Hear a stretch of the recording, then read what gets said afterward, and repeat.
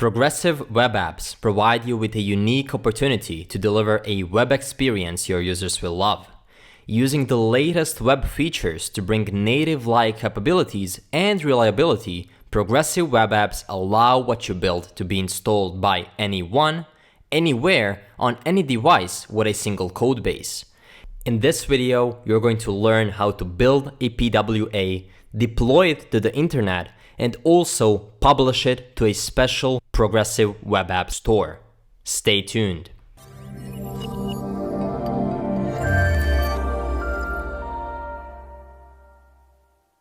The web is an incredible platform. It's a mix of a range of different devices and operating systems. As we already mentioned, web applications can reach anyone, anywhere, on any device with a single codebase. Native applications, on the other hand, are known for being incredibly rich and reliable. They are ever present on home screens, docks, and taskbars. They work regardless of network connection. They launch in their own standalone experience. In native applications, you can do things like take pictures or control song playback while in another app. Native applications feel like part of the device they run on. Progressive web apps, or PWAs for short, bring the best of both worlds. They can be easily created using HTML, CSS, and JavaScript. They can be run on all browsers, operating systems, and devices. PWAs also have access to native features. They can work offline, they can be installed to your mobile home screen, and they have access to mobile features like access to the camera or push notifications. Using service workers and a web app manifest, we're going to build an application that becomes reliable and installable. And the numbers don't lie. Companies that have launched progressive web apps have seen impressive results. For example, Twitter saw a 65% increase in pages per session, 75% more tweets, and a 20% decrease in bounce rate, all while reducing the size of their app by over 97%. That's why progressive web apps are great, and that's why they are the future of web and all other platforms. The application that we are going to build looks like this. It's a simple weather application where we have a search bar, and in there you can type the city you want the weather information for. For example, if we type New York, we instantaneously get a New York location with a 15 degrees Celsius temperature. We also get some additional information about the weather. It's quite simple, and for a reason. In this video, I didn't want to focus on building a complex React application and not to focus on PWA features, but rather this video is going to be simple regarding the React side, but we are going to go in depth about progressive web app features. By the end of this video, your app is going to pass absolutely all of the Google's Lighthouse audits. As you can see here, fast and reliable, it passes all of them. We also get something if there is no internet connection. It's also going to be installable. As you can see right there, we can click this little sign and we can install it to our device. And also it's going to be PWA optimized. Absolutely all of the boxes ticked. And of course, because of that, we are going to be able to publish our application to the PWA store. This is like a Play Store or App Store where you can publish only PWA applications that can be seen by other people. In this video, I'm going to teach you how to build the app, then you can build your own applications and you can post them to this store right here. The link is going to be down in the description. Without further ado, let's start with coding the app. In here, I have an empty Visual Studio Code directory. I just called a directory PWA React Video. In there, we're going to just initialize an empty Create React application. So right there, if you scroll to the top, you can go to View, and then you'll be able to find the terminal. Once you have the terminal open, you'll be able to run the command npx create react app and then /, which simply means that we're going to create and initialize an empty React application in this folder we're currently in. If you press enter, it's going to take a few minutes and we'll be right back. Okay, now that that is done, what I like to do at the start of all of my Create React App apps, I like to delete the whole src folder because there we have a lot of stuff that we don't actually need. So I'm going to go ahead and delete this src folder, and we are going to create a new one ourselves. Inside of there, we can create an index.js file. That's going to be the file that is going to connect our app to our root folder in the index.html. Inside of there, we of course need to have import React from React, and we also need to have import React DOM from React-DOM, just like that. Now we can call React DOM that didn't create yet, and then there we say document that get element by ID, and that's going to be our root. Okay, now we have to specify our app. Our app is going to be coming from just /app, so we're going to do import app from /app. And that's going to be a functional component, which we're going to create right now in the src folder. So in there, new file, and then app.js. But before we actually create a component here, let's see what is this get element by ID of root. In this video, we'll be working a lot with the index.html file of the public folder. Ignore the fact that these files in the public folder are different for you right now. That's going to be fixed later in the video. The only thing that you should be concerned with right now is this HTML file. So what's happening here? Let's try to clear it up a bit. In there, we have just a description. We can put this in one line. We can also delete some of these comments. We don't need them here. Okay, there is one more. And after all, we're left with only one thing in the body, which is a div with an ID of root. So our entire React application is going to be rendered right there inside of this div with an ID of root. And that's the exact reason why in here we are actually trying to fetch the element by ID of root. That's it. Okay, now we can go to our app and we can start creating our first application here. Inside of the app, we of course need to have import React from React. And then we can create a basic functional component. That's going to be const app is equal to a functional component. And in there, we're going to have a return. And let's just do h1 that says app for now. That's it. Of course, we need to do export default so that we can import and use it in here in the index.js. Okay, now that we've done this, we should be able to run our application in the browser. You can open the terminal and then run npm start. Okay, great. Once it opens, you should be able to see this app right there in the browser. Now we can focus on creating the weather application. The first thing that we'll have to do is we are going to have to install, so npm install --save Axios. We'll be using Axios to make a GET request to the API for the weather data. Right there, inside of the src, we are also going to create a folder called API. And inside of the API folder, we're going to have a file called fetchweather.js. Inside of there, we'll deal with the logic of fetching the data. The first thing that we have to do is import Axios from Axios. Then we're going to create a function which is going to be responsible for fetching the data. To do that, we can do const fetchweather. And that's going to be equal to an async function. So make sure to specify this async keyword right there. In there, it's going to accept one parameter, which is going to be the query or the name of the town we want to search for. And then there, we're going to return some data. So in here, we want to get the response.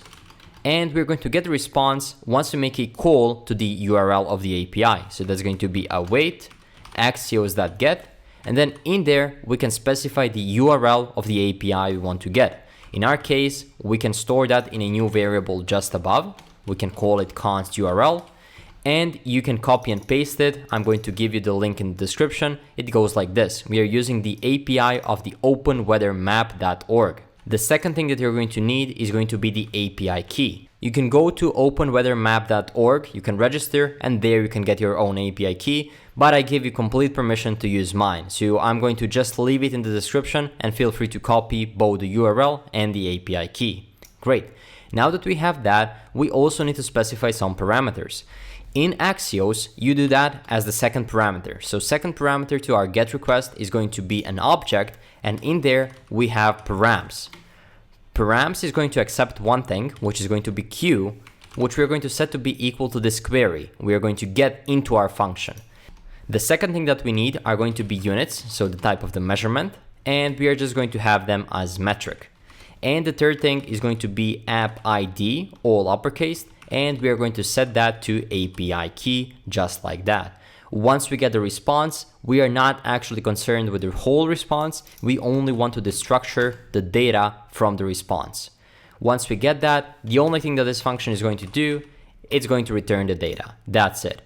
Now you can see that this function is not being used right now. Fetch weather is declared, but its value is never read. So we want to do something with it. In our case, we just want to do export const fetch weather so that we can make use of this function in the app.js function right there.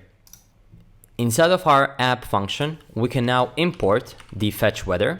So that's going to be import fetch weather from ./API/fetch weather, and that's it.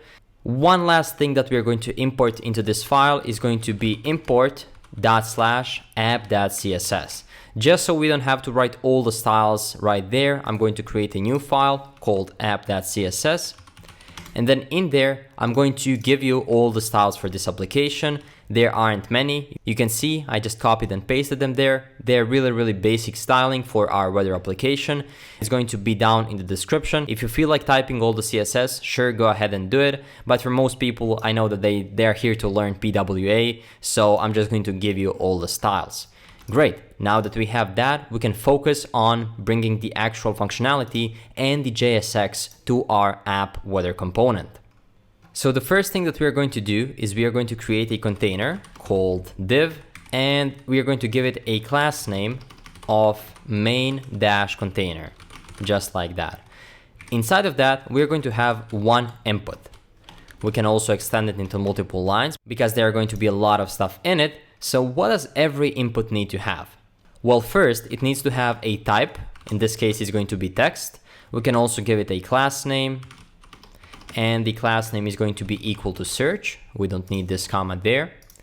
Then we can give it a placeholder, which is going to be equal to search ... And then also we need value. Let's leave it blank for now. And we need an onChange handler, so onChange. These are the most important things when it comes to each React input. The value needs to be something in the state, and the onChange needs to be also something coming from the state. In this case, we're going to be using React's useState hook. Right there at the top of our file, we can create a const, and then we are going to destructure things coming from the useState. First, we are going to have the query, which is just a search term, and then we have setQuery, which is a setter method for this state field. And we are going to set that to useState, and initially it's going to be an empty string.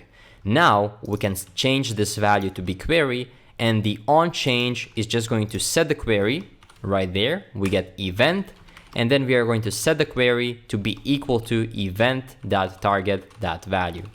If you're not sure what's happening here, I created a great video about event handling and input handling in React, so you can check that out. I'm also going to leave the link in the description. Okay, so now that we have the input, we have to fetch the data after we clicked something.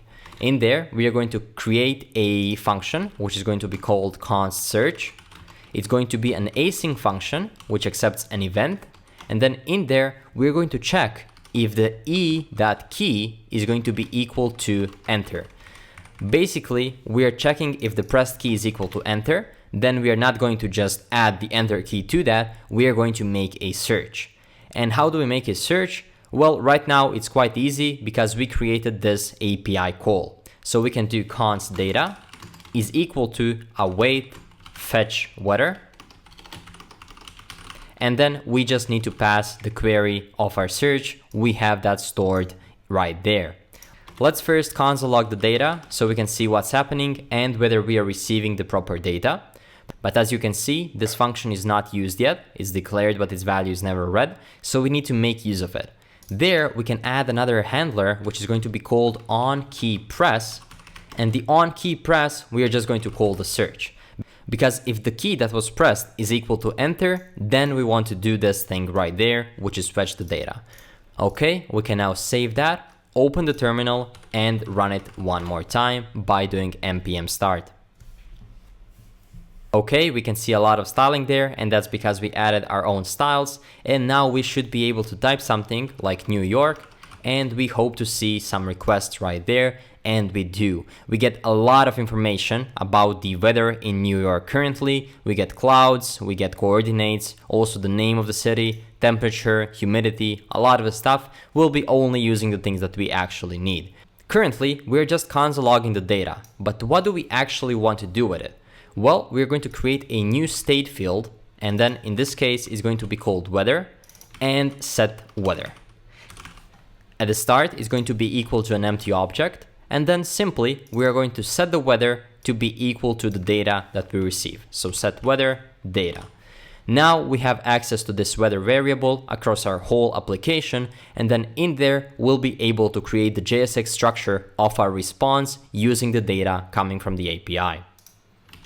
And one last small but important detail in regards to this input is that we have to reset it after we actually click enter. So in there, just below the set weather, we're going to have the set query to be equal to an empty string just to reset it. That's it. This input is taking a lot of space. So what we can do is we can just put all of that in one line. So it's right there. We know what we typed in there, but it's just good to have it like this so we can actually focus on the card right next to it. So in here, we are going to first check for weather.main, and then if that exists, we're going to use the end operator to show the actual card. So let me explain what does this do. In here, we are using the ampersand operator, and the way it works is that if this thing exists, then it's going to return this thing, which is a React component, and if we unfortunately for some reason don't get the weather, it's not going to return anything. If you want to know more about this thing and advanced JavaScript, down in the description is going to be the link to sign up for a free mailing list so you can know when my JavaScript course is going to be released. Okay, right now in here we can specify the div which is going to represent our whole card for the weather. So in here we can close this div, and it's going to have a class name of city because it's going to be weather for one city. And I just noticed in here I had class instead of class name. We need to have class name in React. Great. Inside of here we're going to have the h2. h2 is going to have a class name of city name, and then inside of there we're going to have a span element. Inside of the span we're going to get the weather that name, which is just going to be the name of the city, and just below that we're going to have a superscript. If you never use this element, I'm going to show you what it does just in a second. And then in there we have weather that sys that country, just like that. Okay, right now let's search for a town. Let's say Oslo, which is the capital of Norway. And as you can see, we get nicely styled city. And then in the superscript, which means it's on top of the actual text, there we get the country, which is Norway in this case. Okay, that works. Now let's keep adding the info to our application. Just below the h2, we are going to have a div, which is going to have a class name of city temperature. So just city temp is fine. In there, we're going to have math.round. We're going to round the weather, that main, that temp. And right there, we're going to have a degree sign, which you can do by writing end, deg, and then semicolon. And then in there, we're just going to add C as Celsius. So if I do that right now, and if I go back, and if we search for Oslo one more time, we should be able to see 18 degrees Celsius, which means that works perfectly. Our last section is going to be yet another div, which is going to have a class name of info. It's going to be additional info about the app. So right there, if we do class name of info, in here, we're going to have an image. The image is going to have a class name of city icon. And then just next to that, we need to specify the SRC. So how are we going to get the SRC of the specific icon for each specific weather? To do that, we are going to get the images from the OpenWeather API, the same thing we use for fetching the data. In there, I'm going to type the URL. It's quite long, so I'm going to just give it to you in the description. Feel free to copy it. But in here, as you can see, we have the base URL and we have some image right there, and we are trying to fetch this specific image, which is dependent on the request we are making for each city. With that out of the way, we also need to provide an alt tag to an image, and the alt tag just provides more info to screen readers. It's always good to have them on our images. And then inside of there, we can have the weather.weather 0.description. We of course could have destructured the weather, but just not to complicate right now, we're going to keep it simple and just do it like this. Right now, below the image, we also need to provide that same description. So I'm just going to do the same thing. It's going to be a p tag. Inside of there, it's going to be weather,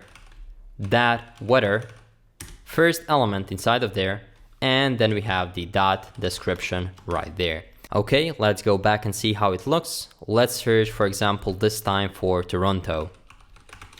If I do this, as you can see, we get the full card with a city, with a state, Canada in this case, with the current temperature and an icon and description of the current weather. It's currently misty, and you can see it right there. At this point, we are fully done at building the React side of this project. Now we can actually focus on adding all the functionalities, the service worker, and also bringing this Lighthouse report to its full potential. We're going to add the functionality of seeing something when the page is offline, and also we'll add the functionality of installing this application on the web and on mobile devices. So let's do that right now. The second part of this video is not going to be concerned with the SRC folder. We're done with this. Now we have to focus on the public folder right here. In the public folder, we of course have the index.html. There we have the favicon, the logos, and the manifest. What we're going to do right now is we are going to delete everything besides the index.html so we can recreate these things ourselves and learn what's happening there. All of the stuff that we didn't need is now gone, and that shouldn't have altered the look and feel of our application because the main part is written in React and we didn't change that. That's in the SRC folder. Right now comes the main part, adding the service worker. Service worker is a JavaScript file which runs all the time. As soon as you open the page, it starts running, and it keeps running even after you close the page. For that exact reason, service workers can help us with a lot of features. For example, they can send push notifications from your mobile phone. They can also show something to the page even if you're offline. So right now, we are going to register our first service worker. We do that right here. Just below the div, we're going to create a script tag, and then inside of there, we're going to register our first service worker. First, we have to check whether the service worker is supported by our current browser, and we do that by saying if service worker with a capital W in navigator. So once we do this, it's going to check whether this is true, and if it is, that means that we do have access to the service worker. Inside of there, we're going to add an event listener. So window that add event listener, we are listening for a load event, and then after it fires, we're going to call a callback function right there. Inside of there, we're going to call a navigator that service worker that register. This is going to enable us to create our own service worker. So how do we do that? Well, as we mentioned, service worker is just a JavaScript file. So inside of there, we're just going to point to it, /service worker. Let's do it like this without any capital letters. If we do that, of course, we need to go into the public and then create that service worker. So we specified service worker.js. So right now we are going to be using this thing, this whole file, which we're going to fill in later inside of here. We're going to load that specific service worker. This thing returns a promise. So of course we have .then. If that's successful, we get a registration. And then inside of there, we're just going to console log success. And we are also going to show registration.scope. That's simply going to show us the URL on which our service worker was installed. And then if we get that catch, that means that something went wrong. In there, we get the error, and we are simply going to console log in there, failure, and let's console log the error like this. Okay, so now we are done with the part of loading or registering our service worker. Let's save the file and see if we get any of these console logs. If I do this, we need to go back to our application, and then in there, we'll be playing with some different tabs right there. You have this arrow, and there you have the application tab, sources, memory, a lot of stuff. You can go to the application tab. Inside of here, you'll see that we have access to the manifest, which we didn't create yet, and to the service worker. Make sure to check this box right there on page reload, force the service worker to update and activate it. We're going to need this for testing purposes because we are going to change our service worker a lot. So now that that is done, let's just delete it so we don't have anything. And now if we refresh, you should see failure. That's good, we are getting something. Let's see why is that happening. As you can see in here, we missed the .js part. We need to point to the specific JS file. So if we save this right now, and if we go back, refresh, we're going to get success at localhost 3000. That's great. Let's also remove this manifest right now because we are not using it for now, just so we don't get any errors in the console. As you can see, we get success, which means that our service worker is successfully registered. Inside of here, we're going to first create a cache name. So this is going to be the name of our cache. Cache stands for the storage of the browser. So if we load something once, if we make a request, for example, if we load the image, we don't have to reload the image every time we go online. We can just take it from the cache. It's faster and more effective. So in here, let's name our cache, for example, version 1, just like that. Then in here, we can create a variable called URLs to cache. That can be equal to an array where we have an index.html and also we have an offline.html. This is the document we are going to create right after finishing the service worker, and it's going to represent the page we want to show when the app has no internet connection. Great. Right now, we need to write events for 3 different things. First is the installation. So we're going to install a service, let's call it just CW, service worker. The second thing we want to do is listen for requests, just like that. And the third thing is to actually activate it. So activate the service worker, just like that. Now it's going to look like this. We say self that add event listener. This self thing means the service worker itself. In here, we get a little warning, which says unexpected use of self, which is a restricted global, so no restricted globals. What we need to do to get rid of that warning is to say const self is going to be equal to this, because this in the service worker files actually represents the service worker, so that's the way we call it. Okay, event listener is first going to accept a type of the event. In this case, it's going to be an install event. And the second thing is the actual arrow function or the callback function that's going to be executed after this event is called. Right there, we do get the event as parameter. Now I'm going to copy this thing 3 times because we are going to have the same thing for the listening and for the activation as well. And in there, the only thing that we have to change is going to be the actual type of request. So in here we have fetch, and in here we have activate. Great. So now we can start with the installation of the service worker. In here, we're going to open the cache, and we're going to add these files right here to the cache. How do we do that? We first need to call event.wait until. So we are waiting until something is done. And that something is caches.open. So we are opening the caches and we want to name our cache. It's going to be cache name, which we used just above right here. This is going to return the promise. So what we can do is we can say .then and then simply create a callback function. As the parameter, we are receiving the cache, of course. And in here, we can simply return it. So let's first do a console log. Console.log opened cache, just like that. And below we can say return cache.add all, and then we add all's URLs to cache, which is specified above. In this case, it's just the index.html and the offline.html. Okay, now that that is done, we can save this file. make sure our app is running, and we can go back to the browser to see if we do get this console log. And as you can see right there, if I refresh the file, we get first success, and then we get open the cache. Right now, we need to go to the application tab and to clear the storage right there. So we go clear site data, go back to the console, refresh, and right now we should be able to see success and opened cache. Now, every other time when you refresh, it's not going to open the cache. It's already there.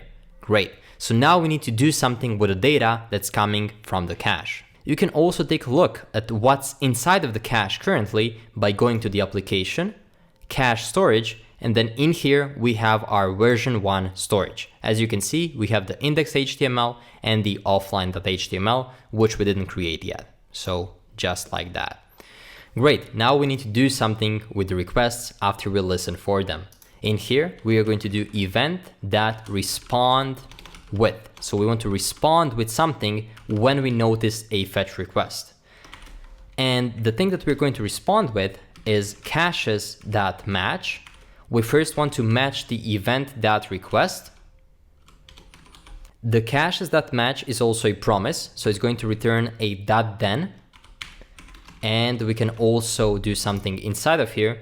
For each request in the .then, we simply want to return a fetch of that specific request. So event.request.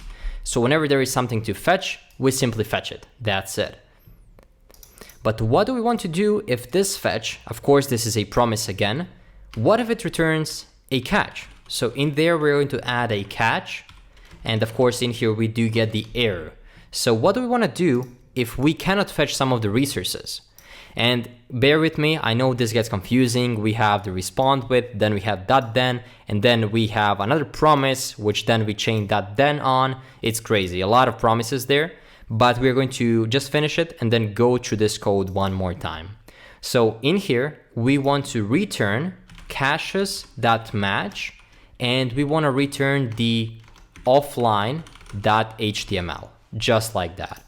So in the fetch request, we respond with this thing here. And what is this thing? So we match all the requests. This should be request. I had a typo there. So we match all the requests that our page is receiving. For example, a request to show the image, a request for the API call, a request for another image. And then for all the requests, we simply fetch them again. In our case, we never want to store the data about the API. For example, when we search for New York, we always want to get new data. So we always want to repeat the request for that specific thing. And then if it cannot fetch the data, that means that there is no internet connection. In that case, we get to that catch and we simply return the offline.html, which is our page for when there's no internet connection. I hope it makes just a bit more sense. If you have any trouble with something displaying or this not displaying later in the app, there's possibly a typo in here. I had a lot of typos typing this myself. So there's going to be a link to the GitHub repository down below. Feel free to then copy the code and leave a star if you like. And that's possibly going to fix the issue. Great. Now we can move on to the third thing, which is actually activating the event listener. So in there, we are often going to have a lot of versions of our cache. For example, sometimes we're going to get this, but then the thing is going to get changed. And then we don't want to store all of that stuff in the cache. So in the activation, we are actually going to remove all the previous caches and just keep the new one. So we're going to create a variable called const cache whitelist, and we're going to make it equal to an empty array. Then we are simply going to push all the things that we want to keep. So cache whitelist that push. In this case, we always want to keep our cache name. That's the cache that we work with. We want to keep that. Now we can call event.wait until. The same thing we did if you take a look above, right there, wait until. We wait until we get caches.keys. Not surprisingly, caches.keys also return a promise. So we need to chain a .then on them. Let's do it in one line here. So .then. And as a parameter, we receive cache names, a plural, just like that. So what do we want to do with this cache names? Well, we want to return a promise.all. And inside of the promise.all, we are going to loop through the cache names. So cache names.map. And for each cache name, we are going to make a simple if check. If not cache whitelist that includes cache name, then we want to return caches that delete cache name. So let me explain what's happening here. If the cache whitelist does not include, here's the exclamation mark. So if the cache whitelist does not include the cache name, then we want to delete the specific cache name. But if it includes the thing that we have in here in the whitelist, then we want to keep it. So in our case, whenever we update something, whenever we change something, it's going to keep only the version 1, which is all that we need. So right there, it's going to delete all the previous versions, and it's always going to keep the whitelisted version right there, as you can see, if it doesn't include that specific cache name. Otherwise, this is going to happen for all other cache names, it's going to delete them. So in this case, we are keeping only the specific cache version we need. Okay, this was a crazy journey right there for creating this service worker. The code uses promises and .thens, and we need to write everything inside of this wait until. So there's not a lot of possibilities to do this with async await, but it is what it is. This is it for the service worker. Now we can actually create the offline.html file. And then in there, I'm just going to paste the code for it. It's quite simple. It's just a simple HTML document with just some head tags. And then in there, we have some styles. And in the body, we have just please go online to check the current weather. So really, really simple. I'm also going to leave this in the description so you can copy it as well. And if we now save that, save this service worker and go online. Let's try to go to the console, refresh, and let's see what's happening. Right there, nothing really happens. We get success, which is great. And if you go to the application tab, we still have this version right there. Maybe that's from before. So let's make sure to go to the clear storage and clear site data. Now, as you can see, there's nothing in the cache. But if you refresh, you should be able to see open cache, go back to the application, and we have our version 1, we have our caches right there. And what does that mean? Well, if you go to the network tab, in here you can emulate the app running without the internet connection. So in here, we can change the online to offline and then refresh the page. That's amazing. We actually have our page running offline right now without internet connection. So we say, please go online, and the user can just click online and simply be there and search for some cities and get the weather information. Okay, let's refresh one more time with the internet connection on, and let's try to go to the lighthouse and then run the audit so we can see whether we improved some things.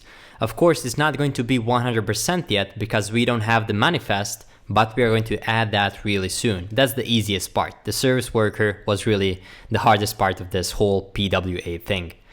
And as you can see, of course, not everything is correct, but the current page responds with a 200 when offline. That's the biggest part we try to solve with the service worker, and all of the other things should be solved when we add the manifest. So what is manifest? Well, manifest is just a simple JSON file. That's it. Pure JSON. In there, we specify some more information about our application. In there, let's do a short name. In here, you can provide a short name for application. In this case, it's going to be weather app right there. We can also give it a normal name. So that's gonna be name. We can also do weather app PWA, for example.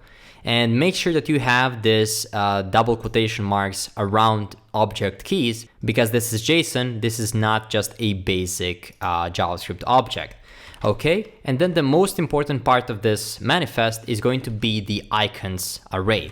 In here, we can specify the array of icons. In our case, we're only going to have one, so make sure to wrap that in an object. In there, you can specify the src or the path to our image. Our image is going to be stored under /images/ logo.png. We're going to add that image right now.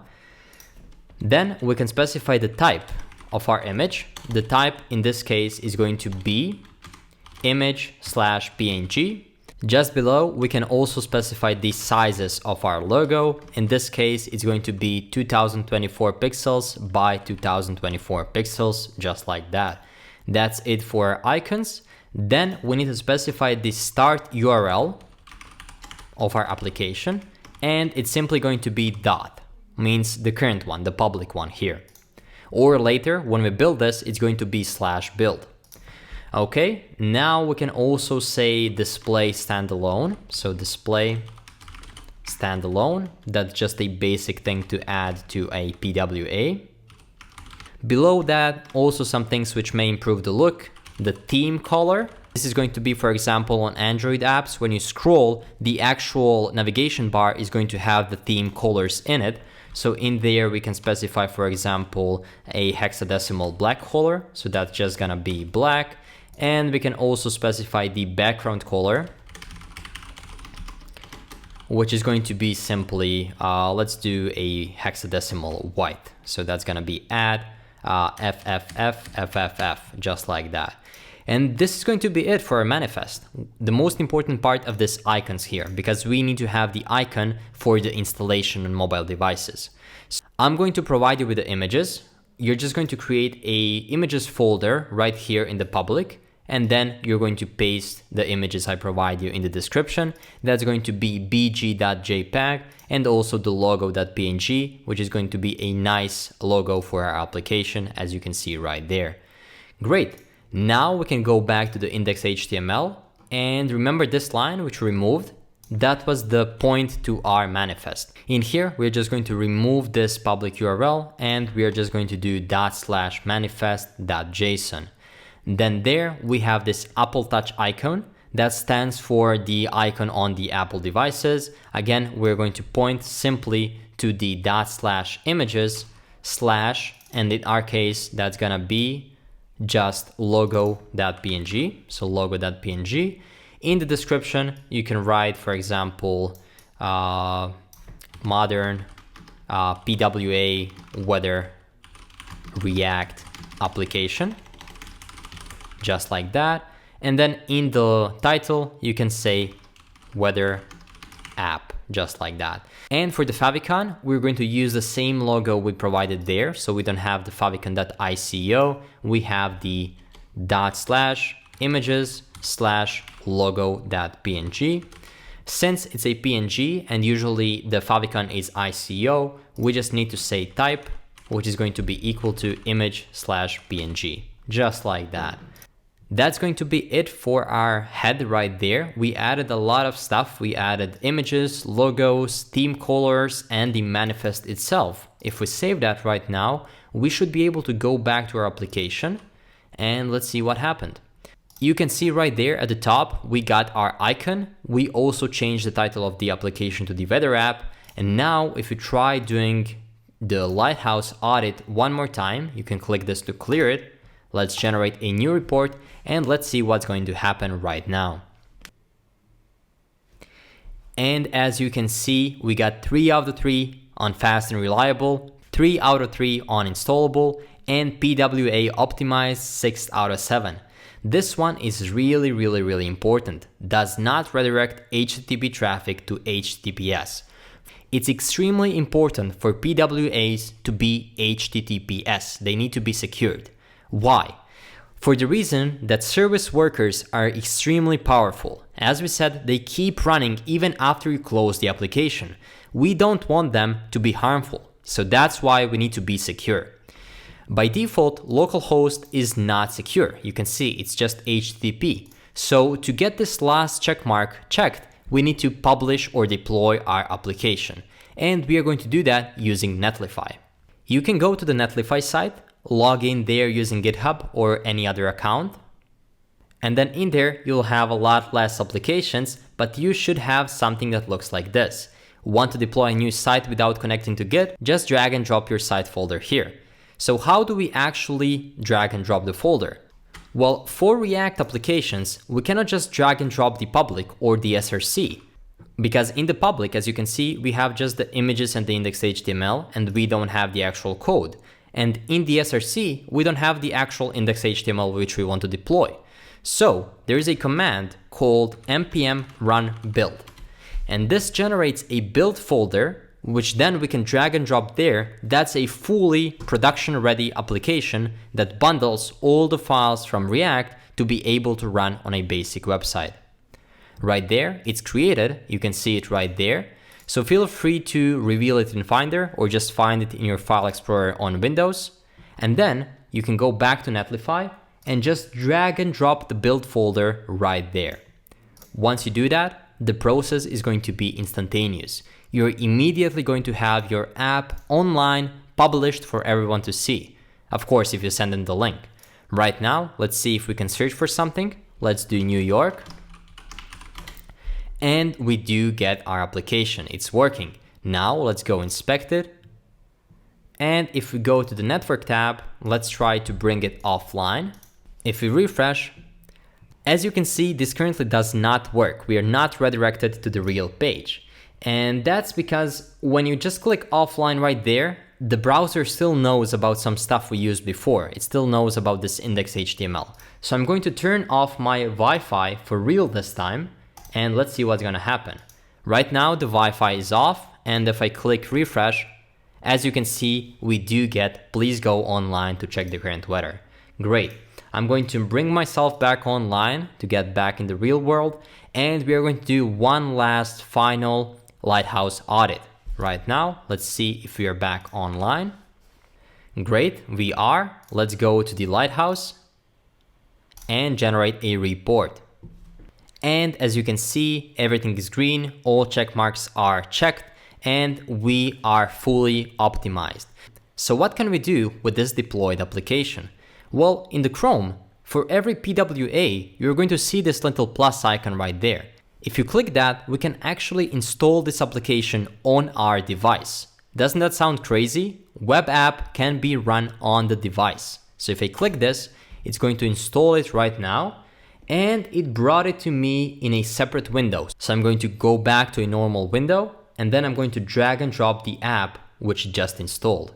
As you can see here, this is a real full-fledged application. We can open it in full screen. This is not Chrome, this is Weather App PWA. And we can search for Mumbai this time. Okay, 31 degrees, pretty hot there. And that's amazing, our app works and functions. I'm going to try to turn off my Wi-Fi one more time. And we do get our message. Amazing, a fully functional progressive web application.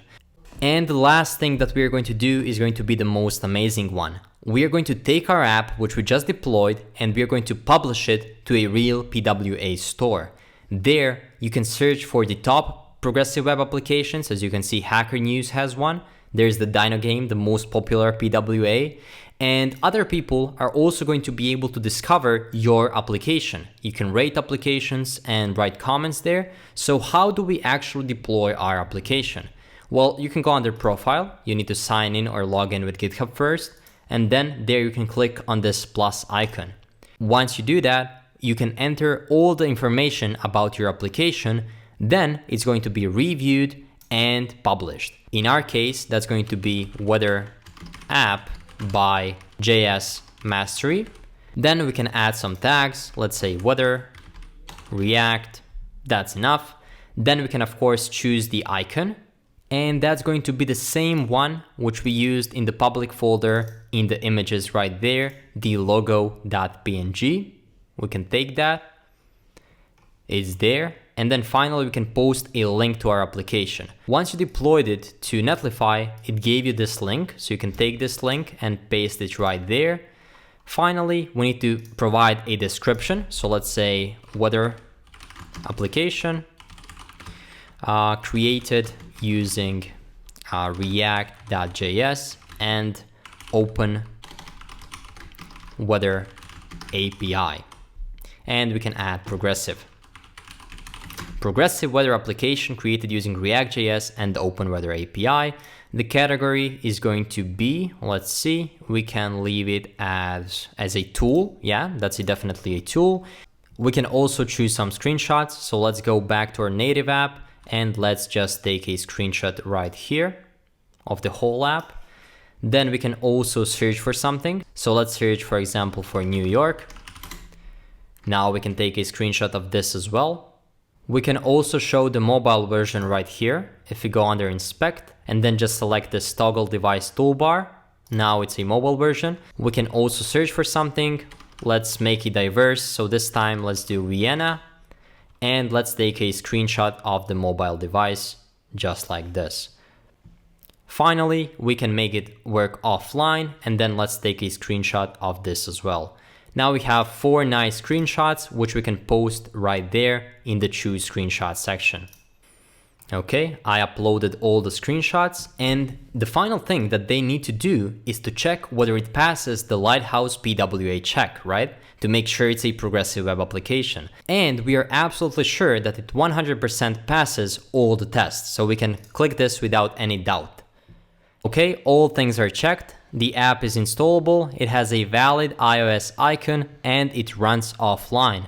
If I click submit right there, we are now submitting it for the review. That's it. It's currently pending. It's going to be reviewed by the PWA store team. And when it is, it's going to go to the discover section of the store and other people will be able to find your PWAs, of course, if you publish them here.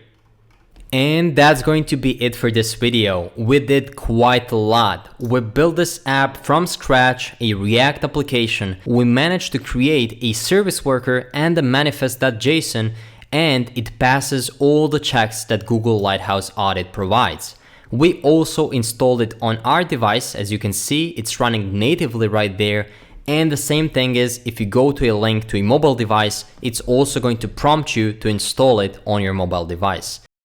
If you like this video, feel free to smash that like and subscribe button and let me know in the comments what video would you like to see next. Thank you so much for watching.